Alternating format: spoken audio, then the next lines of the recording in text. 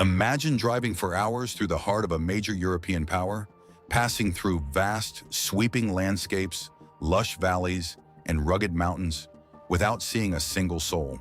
No cars, no shops, not even a flickering light in the distance. This isn't a post-apocalyptic movie set, it's the reality of modern-day Spain.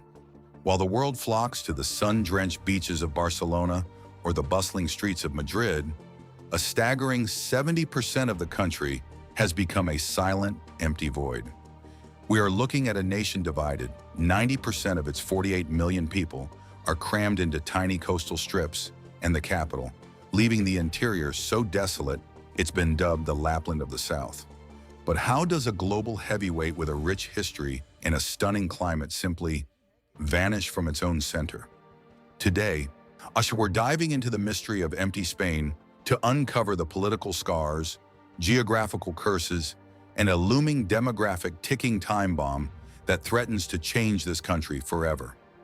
To understand why Spain looks like a hollowed-out shell today, we have to travel back nearly 2,000 years.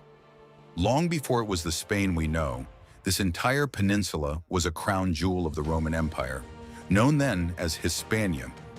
The Romans weren't just passing through, they built the foundations of the Western world here, installing massive irrigation systems and roads that connected the interior to the Mediterranean.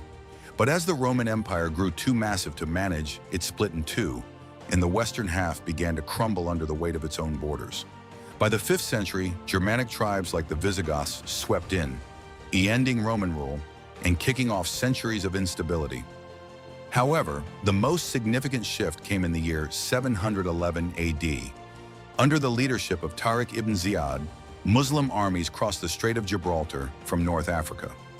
Within a few short years, they conquered nearly the entire peninsula, renaming it Al-Andalus. For the next 800 years, Spain became a global beacon of science, philosophy, and breathtaking architecture. You can still see this legacy in the intricate arches of the Alhambra and the Great Mosque of Cordoba. But this era was defined by a constant, grinding tug-of-war known as the Reconquista, a centuries-long crusade by Christian kingdoms to reclaim the land. When the Emirate of Granada finally fell in 1492, Spain emerged as a unified Catholic powerhouse. This victory didn't just reclaim the land, it launched Spain into its golden age, where it controlled an empire stretching from California to the tip of Argentina and all the way to the Philippines. But empires that rise that high often have the furthest to fall. By the 1900s, Spain had lost almost all of its overseas colonies. A global superpower that once controlled 5 million square miles was suddenly reduced to its own borders. And then, things got much, much worse. In 1936, Spain spiraled into one of the bloodiest civil wars in modern history. When the dust settled in 1939, General Francisco Franco seized total control. His 36-year dictatorship is often remembered as the darkest chapter in Spain's modern era. Seeking to make Spain self-sufficient, Franco implemented a policy of extreme protectionism known as autarky. He effectively locked the borders, cutting Spain off from the rest of the world in an attempt to build a fortress economy. No international trade, no imported machinery, and no new technology. At the time, more than half of Spain's population lived in rural areas, surviving on traditional farming. But without access to modern tractors, pesticides, or global markets, the agricultural sector didn't just struggle, it collapsed. Farmers were working 19th century land with 20th century costs, all while the government strictly controlled prices to keep city dwellers fed. Feeling suffocated and impoverished, millions of villagers made a desperate choice. They packed their bags and headed for the cities.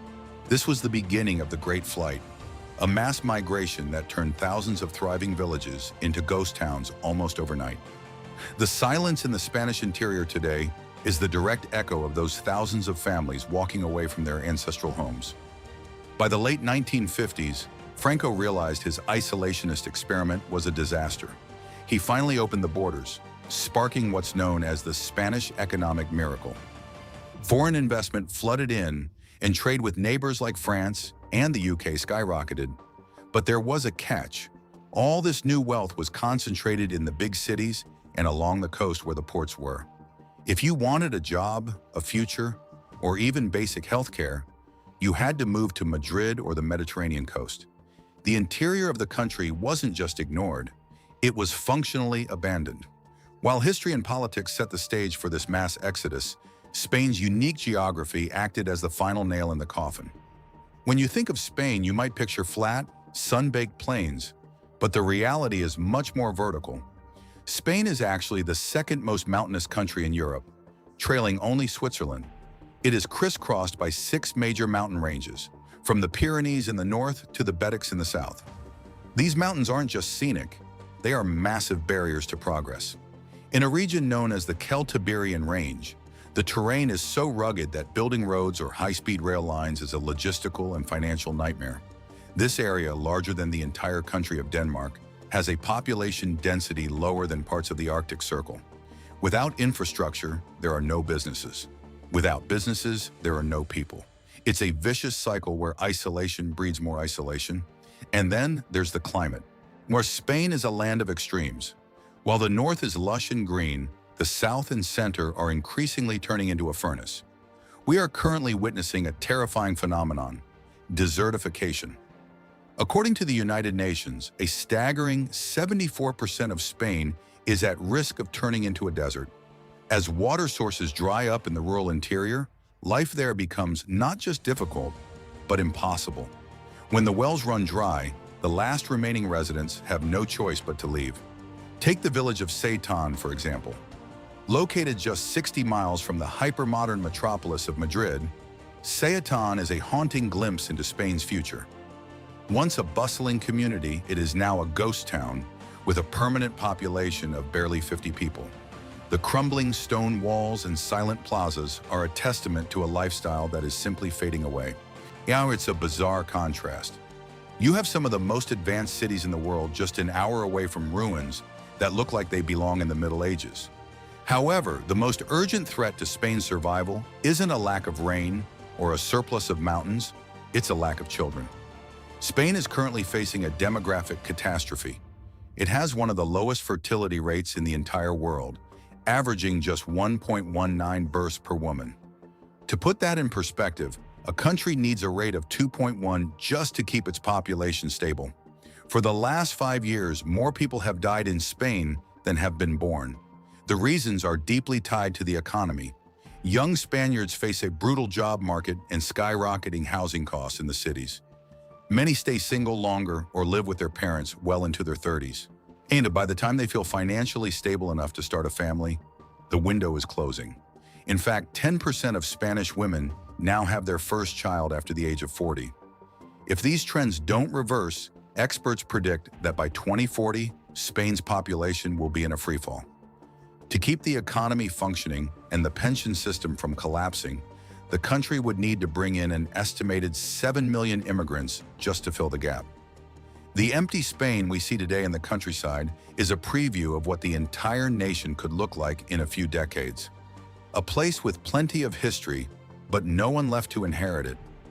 We are seeing a society where the elderly outnumber the youth by a staggering margin, leaving no one to maintain the infrastructure or the culture of the heartland.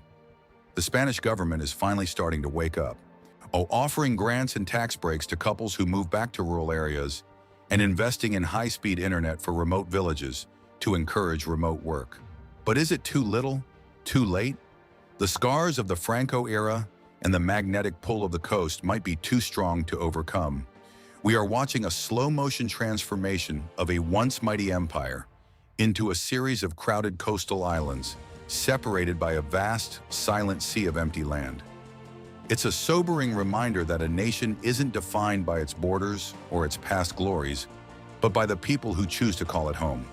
If the heart of Spain continues to stop beating, the entire country may eventually lose its soul. If you walk through the empty streets of Soria or Teruel today, you can feel the weight of centuries of history slowly being reclaimed by the earth. What do you think? Can Spain find a way to breathe life back into its empty heart? Or are we witnessing the permanent decline of one of Europe's greatest cultures? Let us know your thoughts in the comments below. Your perspectives help us look deeper into these global mysteries. If you found this deep dive fascinating, Make sure to hit that like button and subscribe for more stories behind the maps. Until next time, stay curious.